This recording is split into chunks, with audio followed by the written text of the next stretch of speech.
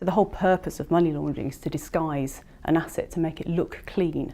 That is what money laundering does. It takes a dirty asset, it moves it through various different transactions, it mixes it with clean funds, and it makes it look clean at the end of the day.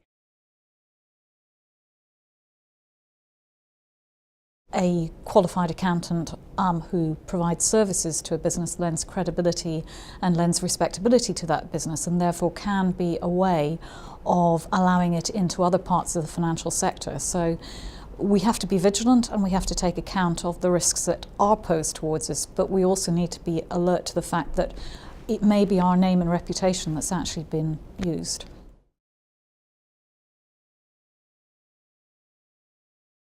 You could find yourself the subject of the criminal investigation and prosecution. You could find yourself the subject of the regulatory investigation. You could also find yourself spending a considerable amount of your time answering questions, and your partners probably won't thank you, or your employers won't thank you for that loss of chargeable time, but also the reputational damage it does to your business. The main issue that we see is the obscuring of beneficial ownership of assets.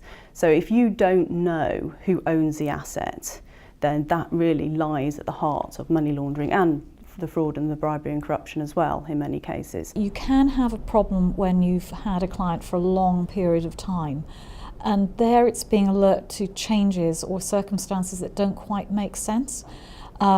If there's suddenly a radical departure in the type of business, then I would expect people to be asking questions.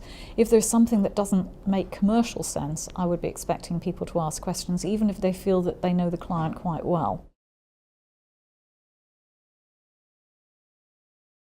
Due diligence isn't just about ticking a number of boxes and then going off and doing what you want to do anyway. Due diligence is about taking a step back from the boxes and asking yourself some very sensible questions, some intelligent questions. Mine analogy, which may be a bit domestic, is a bit like if you find a loose thread and you pull it till it stops, at least you know how far it goes. In terms of the approach between large firms and small firms, the whole basis of money laundering compliance is around a risk-based approach. And so the risks and the types of risks that are going to be faced by a large firm will differ from those on a small firm. That doesn't mean that small firms can necessarily be complacent. Money laundering arises from a whole range of predicate offences, from tax evasion through to international grand corruption. If you're in a small firm and you're dealing with a lot of cash-based businesses, you need to be alert to the possibility that there could be tax evasion, there could be other types of, sort of maybe missing trader into community fraud, other types of activity which would give rise to proceeds of crime.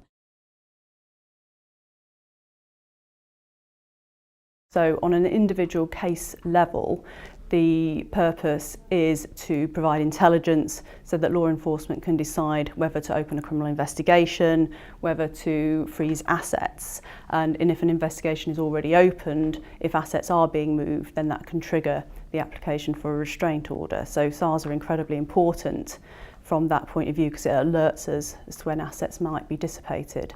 From a more general intelligence picture, they're completely crucial for understanding what actually is going on. If we can stop people at the door, it means that it doesn't corrupt the system going through, because once it's in, it's very hard to actually get it back out again.